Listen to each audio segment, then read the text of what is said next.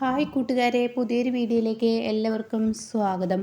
അങ്ങനെ സൂര്യയുടെ മീശ നന്ദിനി വെട്ടിക്കൊടുക്കണം കേട്ടോ. എന്നിട്ട് സൂര്യയോട് പറയുന്നുണ്ട്, സാറൊന്ന് അടങ്ങിയിരിക്കുക, സാറിൻ്റെ മീശ ഞാൻ നന്നായി വെട്ടും. അത് കാണുമ്പോൾ സൂര്യക്ക് മനസ്സിനുള്ളിൽ എന്തോ ഒരു അറിയാതെ പെട്ടെന്നൊരു ഒരു പ്രണയം ഇങ്ങനെ പൂവിട്ട് തുടങ്ങണം കേട്ടോ. എന്നാൽ ഈ സമയം നന്ദിനിയാണെങ്കിലോ സൂര്യയുടെ മീശയൊക്കെ വെട്ടിയതിന് ശേഷം നന്ദിനി പറയണം, ഞാനൊരു കാര്യം പറയട്ടെ സൂര്യ സാറിൻ്റെ മീശ ഒന്ന് പിരിച്ചു വെച്ച്, ഞാൻ പിരിച്ചു വെച്ചോട്ടെ? അത് ചോദിച്ചത് ഉടൻ തന്നെ പറയണേ, അതൊന്നും വേണ്ട, ഞാൻ പിരിച്ചോളാം എന്ന് സൂര്യ പറയുന്നു കേട്ടോ. അപ്പോൾ അത് കേട്ട ഉടൻ തന്നെ നന്ദിനി, അല്ല ഞാനൊന്ന് പിരിച്ചോട്ടെ, അത് വേണ്ടെന്നല്ലേ പറഞ്ഞത്, ഇനിയിപ്പം തനിക്ക് അങ്ങനെ ഒരു ആഗ്രഹം ഉണ്ടെങ്കിൽ ഞാനങ്ങ് മീശ പിരിച്ചു തരാം എന്ന് പറഞ്ഞിട്ട് കണ്ണാടിയുടെ മുന്നിൽ മീശയൊക്കെ പിരിക്കുകയാണ് കേട്ടോ.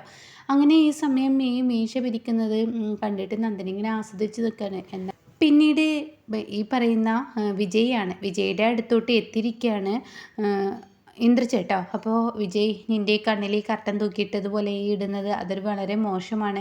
എന്നാൽ എൻ്റെ വിജയ് അതെടുത്തിടൂ. എടോ, താൻ ഈ വിചാരിക്കുന്നത് പോലെയല്ല, എനിക്കിതില്ല എങ്കിൽ എൻ്റെ കണ്ണ് എന്തോ ഒരുമാതിരി ആവും, ഇപ്പോൾ എൻ്റെ കൈ പോയി കണ്ണ് പോയി എന്നൊക്കെ പറഞ്ഞ് എങ്ങനെ പറയുന്നതിനോട് കൂടി ഉടൻ തന്നെ പറയാണ്, നീ എന്താ ഇന്ദ്രജ പറയണേ, ഇതിപ്പോൾ അവൾക്കിട്ട് പണിയാൻ നോക്കിയത് ഇങ്ങനെയൊക്കെ ആവുമെന്ന് ഞാൻ പ്രതീക്ഷിച്ചില്ല. എന്നാലും എൻ്റെ ഇന്ദ്രജ, നിനക്ക് ഇത്ര ഓങ്ങി അടിക്കണ്ടായിരുന്നു, ഇത്രയും ഉയരത്തിൽ നീ എറിയണ്ടായിരുന്നു എന്നൊക്കെ ഇങ്ങനെ പറയുമ്പോൾ, അതിപ്പോൾ ഇങ്ങനെയൊന്നും ആവുമെന്ന് ഞാൻ പ്രതീക്ഷിച്ചില്ലല്ലോ. അപ്പോൾ എന്തായാലും ഈ കർട്ടൻ വേണ്ട വിജയ്. അത് കേട്ടോടെ തന്നെ കർട്ടൻ ഉണ്ടെങ്കിൽ എന്താ വിജയെ കാണാൻ ഒരു രസമില്ല, അപ്പോൾ ഞാൻ മറ്റിച്ചായിരുന്നെങ്കിൽ ഭംഗിയുണ്ടെന്നാണ് നീ പറയുന്നത് എന്ന് ഇന്ദ്രജയോട് പറയുമ്പോൾ, ഇന്ദ്രജയാണെങ്കിലും ഇതങ്ങനെ അവളെ വെറുതെ വിടില്ല, എന്തായാലും നന്ദിനിക്ക് വെക്കുന്നതെല്ലാം നമുക്കാണ് കിട്ടുന്നത്, അതുകൊണ്ട് ഇനി കളി വേണ്ട, അതങ്ങ് വിട്ടേക്ക്.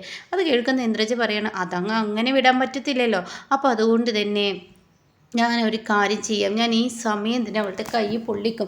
എൻ്റെ ഇന്ദ്രജ, ഞാനൊന്ന് പറയുന്നത് കേൾക്ക്, എന്തായാലും ഒരാൾ കിടക്കുമ്പോൾ ഒരാൾ നോക്കാനുണ്ട്, ഞാനൊന്ന് എണീറ്റതിന് ശേഷം പോരെ നീ കിടക്കില്ലേ? അത് കേട്ട ഉടൻ തന്നെ വേണ്ട, എനിക്കിപ്പോൾ അവൾക്ക് പണി കൊടുക്കണം, ഞാൻ പണി കൊടുത്തിട്ടേ വരുള്ളൂ എന്ന് പറഞ്ഞിട്ട് താഴോട്ട് പോകണം കേട്ടോ. എന്നിട്ട് കിച്ചണിൽ കയറണം, എന്താണ് താൻ അവിടെ ചെയ്യേണ്ടതെന്ന് ഇങ്ങനെ നോക്കുന്നുണ്ട്. അപ്പോൾ ഒരു പാത്രം അവിടെ കഴുകി വെച്ചത് കാണുകയാണ്. ആ പാത്രം എടുത്ത് ഗ്യാസിൽ വെക്കുന്നു, ചൂടാക്കുന്നു കേട്ടോ. പിന്നീട് ആ ചൂടാക്കിയ പാത്രം അവിടെ നിന്ന് ഇറക്കി വെക്കുന്നില്ല, അത് അവിടെ തന്നെ വെച്ച് അങ്ങ് പോവാണ്. പിന്നീട് ഇന്ദ്രജ, നന്ദിനി എനിക്കൊരു കോഫി വേണമായിരുന്നു, വല്ലാത്തൊരു തലവേദന എന്നിങ്ങനെ പറയുമ്പോൾ നന്ദിനി, അതിനെന്താ ഞാൻ ഇട്ട് തരാം എന്നും പറഞ്ഞ് നന്ദിനി കിച്ചണിലോട്ട് ചെല്ലുമ്പോൾ ഈ ഗ്യാസിന് മുകളിൽ ഈ പാത്രം ഇരിക്കുന്നത് കാണുമ്പോൾ നന്ദിനിക്ക് ദേഷ്യം പിടിക്കുകയാണ് കേട്ടോ. ഈ രാജുവേട്ടൻ്റെ ഒരു കാര്യം, ഇതെന്താ ഇവിടെ വെച്ചിരിക്കുന്നതെന്ന് പറഞ്ഞ് ആ പാത്രം എടുക്കുന്നതിനോട് കൂടി തൻ്റെ കൈ അങ്ങ് പൊള്ളാൻ കേട്ടോ. ഇതോടുകൂടി നന്ദിനി അലറി കരയുകയാണ്. പക്ഷേ ഈ സമയം ഇന്ദ്രജ പെട്ടെന്ന് മുകളിലോട്ട് കയറി പോവാണ്. അലറി കരച്ചിൽ കേട്ട് താഴോട്ട് ഇറങ്ങി വരികയാണ് സൂര്യ. അതുപോലെ തന്നെ ഈ പറയുന്ന രാജുവേട്ടനും രണ്ടുപേരും ഓടി വന്നപ്പോൾ താൻ കാണുന്ന കാഴ്ച നന്ദിനിയുടെ കരച്ചിൽ. നന്ദിനി വല്ലാതെ അങ്ങ് കരയുന്നു. എൻ്റെ കൈ പൊള്ളി, എനിക്ക് വേദന ഒന്നും സഹിക്കുന്നില്ല എന്നൊക്കെ പറഞ്ഞ് നന്ദിനി കരയുന്നത് കാണുമ്പോൾ ഇവർക്ക് സങ്കടം സഹിക്കുന്നില്ല കേട്ടോ. അങ്ങനെ നന്ദിനി ഇനി ഇങ്ങ് വായോ, രാജേട്ടൻ മരുന്നെടുക്കുക എന്നൊക്കെ പറഞ്ഞ് സൂര്യ മെഡിസിൻ എടുക്കുന്നു, കെട്ടുന്നു. അപ്പോഴേക്കും ഇന്ദ്രജ വേദ ഈ പറയുന്ന ഓരോരുത്തരും ഓരോ ഭാഗത്തുനിന്നായി ഇറങ്ങി വരുന്നു. ഈ ഇന്ദ്രജയും വേദയും അതുപോലെ വിജയൊക്കെ ഏറ്റിരിക്കുന്നു. എന്നാൽ എൻ്റെ ചേച്ചി ഇത് എത്ര പെട്ടെന്ന് സാധിപ്പിച്ചു, എൻ്റെ ചേച്ചി അടിപൊളിയായിട്ടുണ്ട് എന്ന് പറഞ്ഞ് ഇങ്ങനെ സന്തോഷിച്ച് നിൽക്കുമ്പോൾ പത്മ അങ്ങോട്ടേക്ക് കയറി വരുന്നു. അപ്പോഴേക്ക് യതീന്ദ്രനെ വരികയാണ്. നന്ദിനിയാണെങ്കിൽ കരയുകയാണ്. നന്ദിനിയോട് സൂര്യ പറയണേ, എന്തായാലും ഡോക്ടറെ അടുത്തോട്ട് പോവാടോ, ഇത് നല്ല മുറിവാണ്, ഇതങ്ങനെ വിടാൻ പറ്റത്തില്ല, വാടോ എന്നൊക്കെ പറയെങ്കിലും കൂടി വേണ്ട എന്നുള്ള അഭിപ്രായം തന്നെ കേട്ടോ. മരുന്ന് വെച്ചല്ലോ, ഇനി മാറിക്കോളും. അത് കേൾക്കുന്നതിനോട് കൂടി ഇവിടെ എങ്ങനെ നന്ദിനി നിനക്കിത് സംഭവിച്ചത് എന്നിങ്ങനെ ഇവിടെ യതീന്ദ്രൻ ചോദിക്കാനുണ്ടോ. അപ്പോൾ നന്ദിനി എന്താ ഉണ്ടായത് ഇനി പറ എന്നൊക്കെ പറയുമ്പോഴേക്കും ഈ എന്തായാലും ഒരു അടുക്കള കാര്യത്തിൽ ഇപ്പോൾ ശ്രദ്ധയില്ലാതായിട്ടുണ്ടെങ്കിൽ ഇവള് എന്ന് പറയുമ്പോഴേക്കും യതീന്ദ്രൻ പറയണം, അടുക്കള നല്ല കൈകാര്യം ചെയ്യാൻ അറിയുന്ന ആളല്ലേ, പിന്നെ നന്ദിനിക്ക് കൈ പൊള്ളുകയെ അതിനിവള് അടുക്കളക്കാരിയല്ലല്ലോ, ഇപ്പോൾ ഇവള് സൈനിങ് അതോറിറ്റി അല്ലേ, അതായത് ഇത്രയും വലിയൊരു കമ്പനിയുടെ മുതലാളിച്ചിയല്ലേ എന്നൊക്കെ പറഞ്ഞ് പത്മ കളിയാക്കുമ്പോൾ, മതി, ഒരാൾ ഈ അവസ്ഥയിൽ ഇരിക്കുന്ന സമയത്തും ഇങ്ങനെയൊക്കെ നിങ്ങൾ പറയുന്നുണ്ടെങ്കിൽ അതിനർത്ഥം ഈ ഒരു പണി ആരോ ഒപ്പിച്ചതാണ്. നന്ദിനിക്ക് നന്നായി കിച്ചൺ നോക്കി നടത്താൻ അറിയും, നന്ദിനിക്ക് ഈ പണി ഇഷ്ടവുമല്ല, പിന്നെ ഈ വീട്ടിൽ 3 അപകടം ഒരുമിച്ച് വന്നെങ്കിൽ തീർച്ചയായും അതിൻ്റെ പിറകിൽ ആരോ കളിച്ചിട്ടുണ്ട്. എന്തായാലും 24 മണിക്കൂർ എന്ന സമയമുണ്ടെങ്കിൽ ആ സമയത്തിനുള്ളിൽ ഈ കള്ളനെ ഞാൻ പിടിക്കുകയും അവർക്ക് തക്കതായ ശിക്ഷ ഞാൻ തരികയും ചെയ്യുമെന്ന് പറഞ്ഞിട്ട് അവിടെ നിന്ന് സൂര്യ പോകുമ്പോൾ ഇപ്പുറത്ത് നന്ദിനിയെ പൊള്ളിപ്പിച്ചതിൽ ഇന്ദ്രജവേദ അതുപോലെ വിജയ് പൊട്ടിച്ചിരിക്കുകയാണ് കേട്ടോ. എന്നാൽ എൻ്റെ പൊന്നു ചേച്ചി, എത്ര സിമ്പിളായി എൻ്റെ ചേച്ചി ഇത്ര പെട്ടെന്ന് അവളുടെ കൈ പൊള്ളിച്ച്, എന്തായാലും അവൾക്ക് ഇനി ഒപ്പിടാൻ പറ്റത്തില്ല. അപ്പോൾ ഇന്ദ്രജ പറയുന്നത് തീർച്ചയായും അവൾക്ക് ഒപ്പിടാൻ പറ്റത്തില്ല. നാളെ അമ്മയെ കൊണ്ട് ഞാൻ എന്തായാലും 2 ചെക്കിൽ ഒപ്പിടിപ്പിക്കണം, എന്നിട്ട് ആ ചെക്ക് അയക്കണം. അപ്പോൾ വിജയ് ആ ചെക്ക് അയച്ചു കഴിഞ്ഞാൽ ഒപ്പിൽ എന്തെങ്കിലും ഒരു പ്രശ്നങ്ങൾ ഉണ്ടെങ്കിൽ റിട്ടേൺ ആവില്ലേ?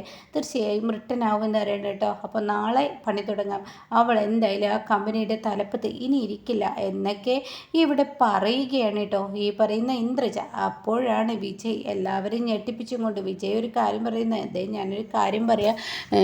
നിൻ്റെ അനിയനാണ് ഈ പറയുന്ന സൂര്യയെങ്കിലും സൂര്യക്ക് അപാര ബുദ്ധിയാണ്, ഒരു പോലീസുകാരൻ്റെ ബുദ്ധിയാണ്. ആ പോലീസ് ഇൻവെസ്റ്റിഗേഷൻ അവൻ നടത്താൻ ഒരുങ്ങിയാൽ അതിൽ കുരുങ്ങും. അപ്പോഴേക്കും വേദ പറയുന്നത്, എന്താ എൻ്റെ അളിയായി പറയുന്നത്? ഒരിക്കലും നടക്കത്തില്ല. എങ്ങനെ തെളിയിക്കാനാണ്? ഒരു തെളിവുകളും ബാക്കിയില്ലല്ലോ. ഈ പറയുന്ന നന്ദിനി ചായയിടാൻ പോയി, നന്ദിനിയുടെ കൈ പൊള്ളി, ഇതൊക്കെ എങ്ങനെ തെളിയിക്കാനാണ്? അതൊന്നും പറയാൻ പറ്റത്തില്ല.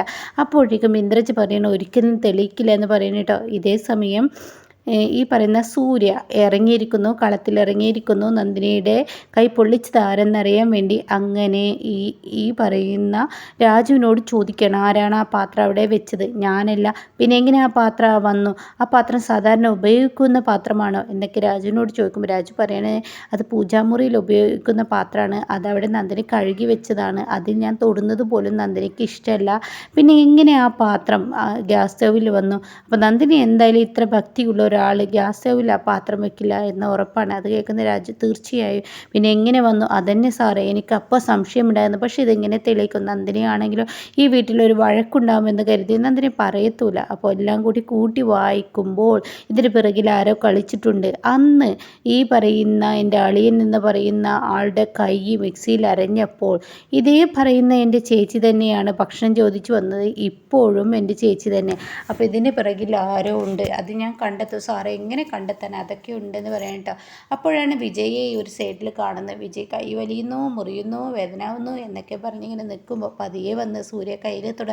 അയ്യോ, എന്താ കാണിക്കുന്ന സൂര്യ? എനിക്ക് വേദനയാവുന്നു. ഓ, വേദനയുണ്ട് ഇല്ലേ? എന്തായാലും ഈ വേദന മാറുന്നില്ല. എന്നാൽ എൻ്റെ അളിയനൊന്ന് പുറത്തിറങ്ങിക്കൂടെ? എന്താ ഈ പറയുന്നത്? ഇപ്പോൾ വികലാംഗ പെൻഷൻ അപേക്ഷിക്കേണ്ട ആ ഒരു സമയമാണെന്ന് ആളുകൾ പറയാനോ? അതിനൊന്നും നിൽക്കാതെ ഇരിക്കുക നല്ലത്. പുറത്തിറങ്ങേണ്ട. എളിയ പുറത്തിറങ്ങി 2 പേർക്കൊക്കെ കുടിച്ചു കഴിഞ്ഞാൽ തീർച്ചയായും ഇതിന് പ്രശ്നത്തിന് പരിഹാരമായി. എൻ്റെ ഇളയെ 2 എണ്ണം കുടിച്ചാൽ മതി. അത് ചേച്ചി അറിയാത്ത വിധത്തിലുള്ള കുടി കുടിച്ചാൽ മതി. അയ്യോ, ഇന്ദ്രജ അറിഞ്ഞാലേ? ഇന്ദ്രജ അറിയില്ല, 2 കുടിച്ചാൽ മതി. അപ്പോൾ മണവും സ്മെല്ലൊന്നും ഉണ്ടാവില്ല. അതുകൊണ്ട് എൻ്റെ അളിയനോട് ഞാൻ പറയുന്നത് അങ്ങ് കേക്ക്. ചേച്ചി അറിയാതെ നമുക്ക് പുറത്തു പോകില്ലേ, എന്നിട്ട് കുടിക്കില്ലേ എന്ന് പറയാൻ കേട്ടോ. അങ്ങനെ കള്ളങ്ങളെല്ലാം വെളിയിൽ കൊണ്ടുവരാനാണ് തന്നെ കൊണ്ടുപോകുന്നതെന്ന് വിജയ്ക്ക് അറിയില്ല കേട്ടോ.